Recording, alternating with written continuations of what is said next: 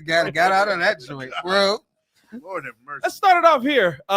Aaron Jones, an interesting name. Bleacher Report apparently believing that the Chicago Bears could be a favorite to land Aaron Jones. And this is an interesting name because, number one, he's been an op for about 6 years. He's played for the Green Bay Packers, and it seems like whenever there's a Packer available, the Bears just got to be in on him. But Aaron Jones is a name that last season did put up some solid numbers. Now you got to dig into the numbers a little bit more. And kind of see the up and down games there. But as far as receiving wise and yardage wise, kind of is what you wanted DeAndre Swift to be for the Chicago Bears last season. And so Aaron Jones, let's start here because we're going to get into both names. Aaron Jones, Tim Patrick, also a name that's on the list there. But when you hear Aaron Jones and you see the production that he had last season, probably does come a little bit cheaper, right? Does give you a little bit less of a price. Yeah. And you're not going to have a ton of room to work with to fix your running back room this season because of the fact that DeAndre Swift is $8 million. So Joel is putting on the GM hat, which this got to be a generational thing. Fitted cap and suit jacket. Got to be a generational thing between these two. You decided to Hey, he said he's never taking his hat off again. Never again. Wait till he comes back from Bangkok, then he'll take that hat off. Hey, real quick, shout out to Breeze Nation, man. Breeze Nation in the building. Crimson was number one. What did I see in there, man? Shout out. We got some love from who was it? Reggie H said, "Best Chicago podcast." That's it. That's all. Shout out to Michael Anthony. Yeah, I'm almost done. Shout out to my man Eric, Big E over there, knocking out my can lights for me. Electrical. All right. He's electrical man. He's like, wait a minute, Joel's not working on his cabinet. He's on the show. What in the world? What's good, y'all? I know what's going on. Shout out to my guy over there. Had to help my boy McKenzie as he left me in the lurch. Dang, just threw him under the bus. I sure am. Shout out to McKenzie. He's our fake electrical friend. Oh, that's tough. That's tough. Is he a fake electrician or a fake friend? No, you know what? He's so good. He's just so busy that he gets over-inundated. Oh, that's one way to do it. That's how you look at it. What are your thoughts on what are your thoughts on Aaron Jones there, Joel? What I see is probably actually a little bit better receiving presence than DeAndre Swift. If you look up, they actually have very comparable numbers, but Aaron Jones a little bit better in terms of I think he's at 1,100 yards rushing with 400 yards receiving. That's kind of like his average, and Swift is more like a shade under that, like 200 some yards, 250 to 300 yards. So if you're able to get, he still costs about the same. He made $7 million last year. So yeah, but I think coming off of another season, you know how to running back market. I mean, yes, it is getting better, but again, right? Like, are there going to be more running backs? There's a ton of backs coming out of college right now. Yep. I think that will end up hurting the market a little bit more for guys making money. I think that Aaron Jones is somebody you probably can get in here around $4 or $5 million. Now, again, I don't want to spend money on a running back like that. Y'all know where I'm going with that. He's going to be 31 years old, but you're not going to have a ton of options outside of the draft. If you were going to go to the running back market of free agency, Aaron Jones is a name that I do think would make sense. Kid, what do you think? The one thing that concerns me about it is the fact that he didn't produce much more than Swift, and he had a better line than Swift. Now, you could sit there and say that they were a high-powered passing offense, and that's true. I mean, when you got Justin Jefferson there, that ball gave you a lot more in the receiving game. It gave you a lot more in the receiving game, realistically, but I don't expect him to have that same type of utilization here with what we're trying to build here. Yeah. And I think I kind of have to go back to see how Ben Johnson used his running back core to see if he used them in that presence, because they definitely dominated the run, but I didn't see and correct me if I'm wrong. What is Monty's stats when it comes to receiving, and what is Gibbs? Well, Gibbs is more the receiving back on that team. Jahmyr Gibbs balled out last season. He had a great season. Let me see if I can pull it up. What do you do? Because I think realistically, it all depends on that. It depends on how you ultimately utilize them. And if you need this receiving back, and Aaron Jones could be that, then great. But but what are we doing? That's the thing. Saving money on Swift by moving. Like, how are we able to tell him? No, I think the report didn't say that we were actually getting rid of Swift. It said pair him with Swift. This is not moving on from Swift. Dual threat running backs. Yeah. Okay. I mean, that's how it makes this offense work. I like Crimson. He's like, how about we fix the offensive line first, so then we can actually have running backs do something. Nice. I like this idea before drafting a running back at 10. I tell you that much. Jahmyr Gibbs, 1,400 rushing yards last season on 250 rushes. That boy was running. Receiving yards last season was 517 receiving touchdowns last year. He was a 9.9 yards per reception kind of guy. He was a dog out there. He was a dog. Yeah, I think and If that's how he's going to use it, I would implore everyone to go watch yesterday's episode of the Chicago Bears podcast where J-Mac kind of breaks down what you need to see from the running back and kind of where some of the issues went wrong with DeAndre Swift this year.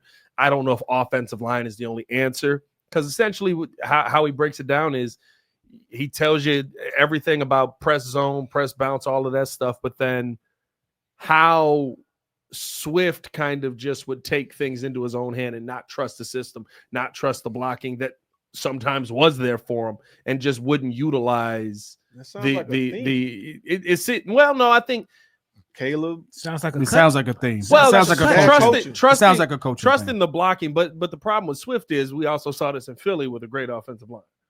That's always been my thing with Swift. So, but again, y'all know how I feel. He still made the Pro Bowl.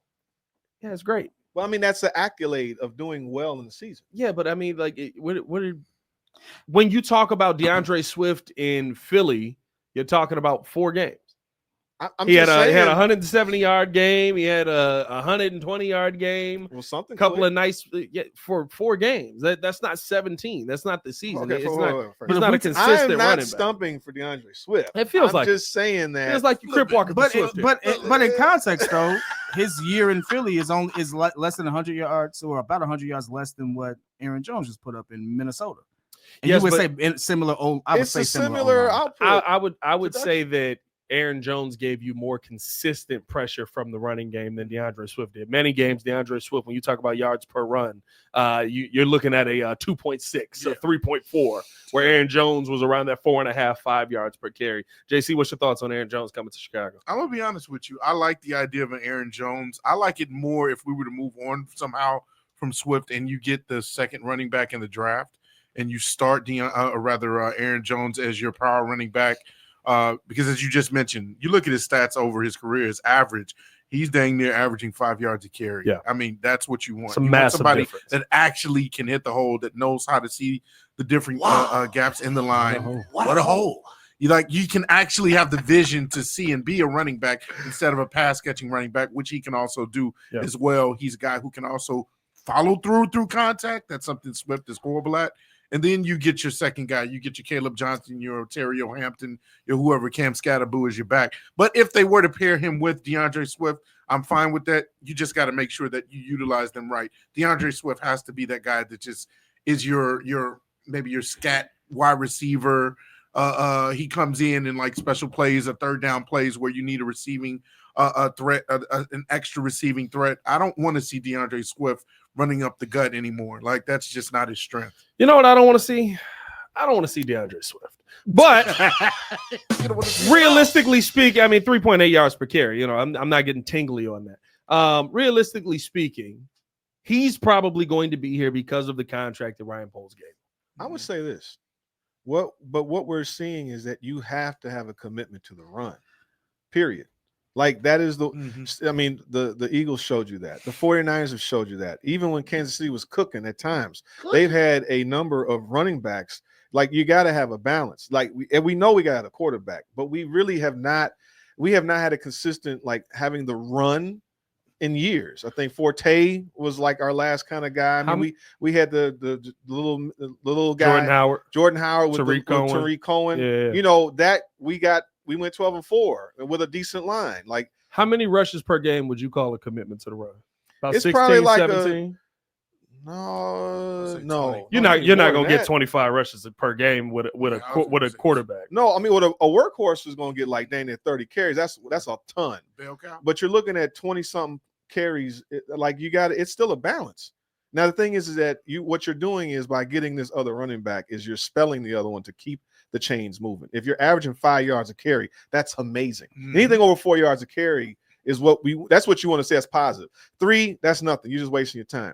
But you got to get the line right, and then you got to get the guys that can actually get the extra yards, which made Montgomery very valuable because he was very tough in between the trenches. Like, he was so tough and was able to break tackles. That made him a danger, especially in the goal line. He created Jahmyr Gibbs ran the football 20 times in a game twice last season. They committed to the run in Detroit. Okay. But I'm just saying, like, what are we calling a commitment to the run?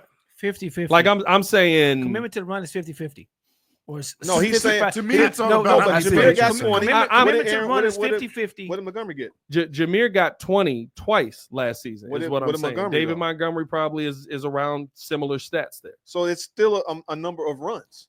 I think the reality of it is, I mean, we watched these games. Our run was very ineffective because the protection back there wasn't really there. Yeah. And again, that's based off of, and I'm gonna go check out that vid. Shout out to the Chicago pod. But we saw it. We watched it. We watched a series where this run ain't working. Caleb got to put it in the air. Yeah, Of course. And we said it had most of the season. I think what's exciting me about it now, like really looking at the stats and seeing how Ben Johnson used his running backs, especially from the pass catching perspective, is I didn't know that Swift had averaged 9.2 yards per reception. Yeah. He averaged. I mean, he's a pass big catcher. screen He's a good guy. He was pass a good catcher. pass catcher out the backfield. Monty kind of was the same. he averaged thing last more year. than Aaron Jones. So if you really combine them, I can see how this can make it a. You run that 2 running back set and stuff like that. You always have those checkdowns there. I Might think be a good marriage. it might be a good marriage. Well, I'm listen, not- it I'm not also as helps against it. when Monty is also 9.5 yards per reception. Well- It just that to me does go to the offensive line part of this. The concern for me with DeAndre Swift and even bringing in Aaron Jones, now you're investing more money into your running back room, where the problem I have with DeAndre Swift is you're not being impactful on the field when called upon. DeAndre Swift had a number of games where he got 19, 16 yards per carry. You know what his output is? 3.2, 3.5, 2.3, 2.7. Like that. Who was he playing? What was that defense? What did that line look like? I mean, a lot of those things do matter, though. If you're an $8 million running back, it better not. I mean, it does. If you're an $8 million running back, I shouldn't see a game with 2.7 We got a super chat. on 20 yards on 20 rushing attempts. You know what I mean? happens, Like, and the thing that J-Mac brings out essentially in the podcast is that if you're not trusting when the blocking is going to be there, and you're just trying to do your own thing, that's more concerning. Because now you're in this situation where even in Philly, he didn't trust the blocking that was there. And there was good blocking. In Detroit, the reason they got rid of him is because he didn't trust the blocking that was there. And they got good blocking. If we get good blocking here, is he going to be the same thing? I just don't want to double invest in this. For me, Aaron Jones, that's a fine name. But if we're going to go Aaron Jones at 31, give me rookie running back out of the draft. Yeah. Give me Ian Wheeler. Give me this is one of thrown these out. other options. Well, the other thing is still, and then we got to talk about Tim Patrick. But before we do that, Shout we out got, Dante Walker. We got over 100 in the chat. Over by the way. 100 in the chat. We also got over 200 in the Over chat. 200 in the chat. 200. That might be 300 in the chat. No, 300. 300. Hey, appreciate y'all tuning in, showing love, man. Hit that like button, subscribe to the page. Shout out to Dante Walker. He said, I'm sorry, guys. They could keep Jones, draft me Caleb from Iowa or Tutton from Virginia Tech. Both are dogs with speed. Yeah, I agree with you. I would rather, if you're going to go with the running back position, go get the next guy. Go the cheap route. Go get the other guy. Go get the future guy. And don't tell me you can't find him, because while we were drafting old punty punt, Bucky Irving's down in Tampa Bay running everybody over that stands in front of him.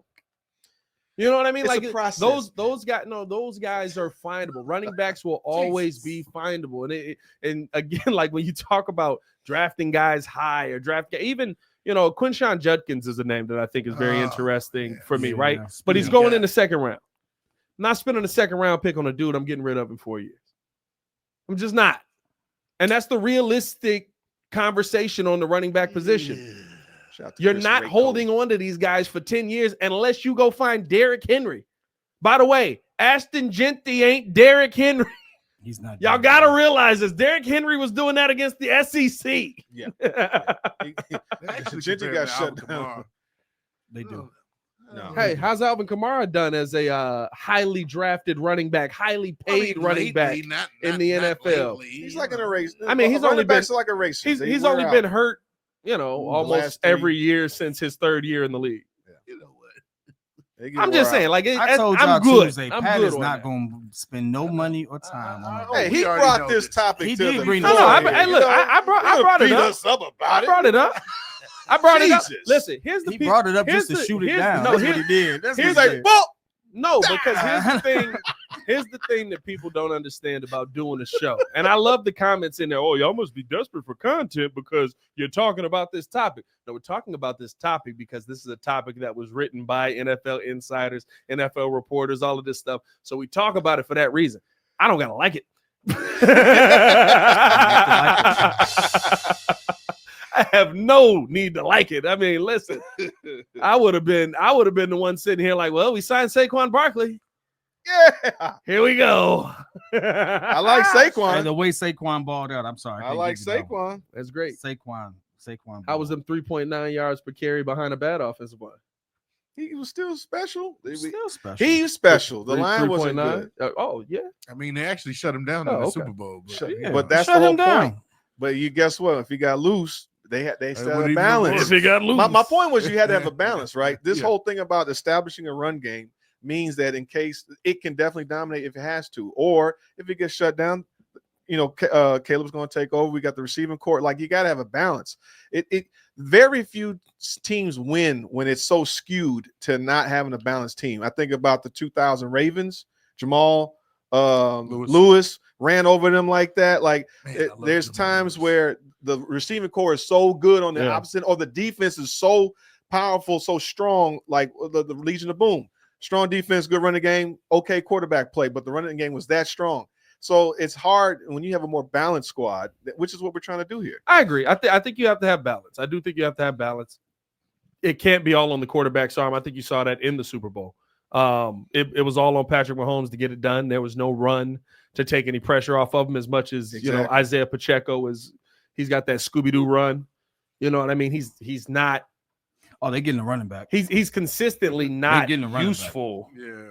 in So those he's not special most enough. important. He's not no, not interesting. that he's not special. not It's special. just there's not a not a number game one. breaker. There is no offensive line there in Kansas Oh. City.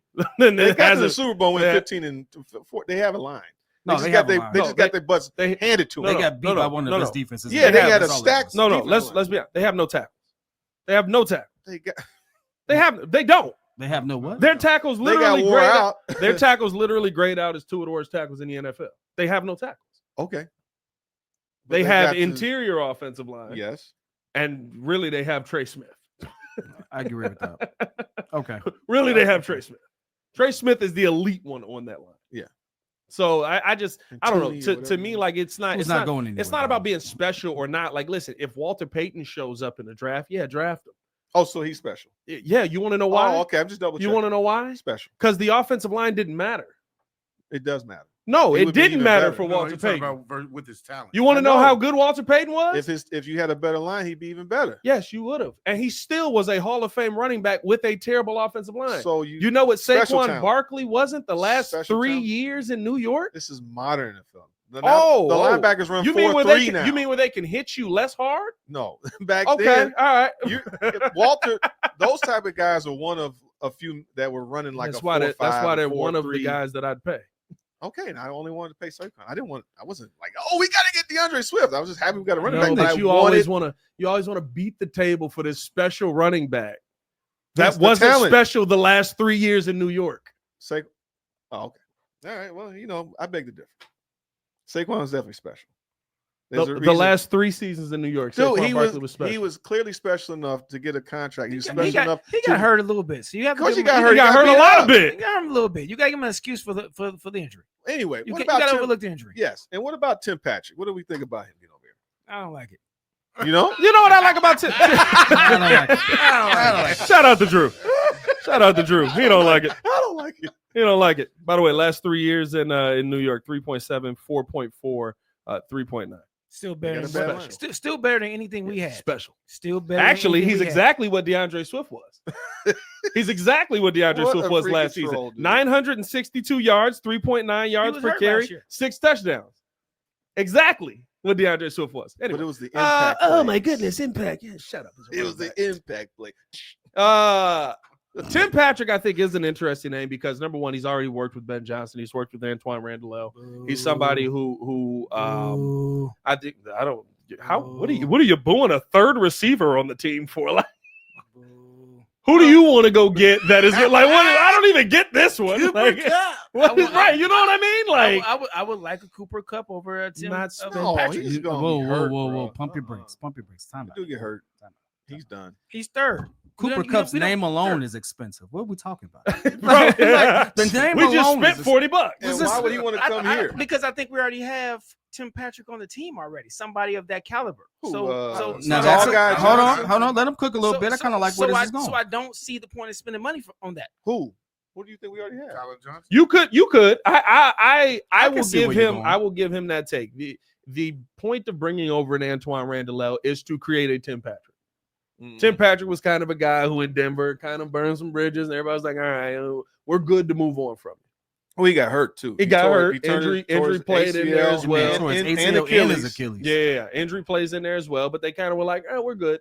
And you bring him back. I thought he was a really solid piece of this offense last season. This season, he kind of, was a little bit more up and down.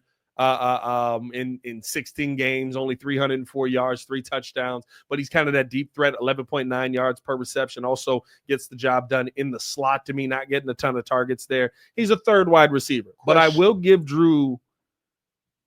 You've got Tyler Scott. You've got Colin Johnson. You've got what's one of the other ones? The boy of the practice squad. I was gonna put The this boy of the out practice- there. The boy of the practice Do we want squad. I him can't remember his over, name. Tyler Scott.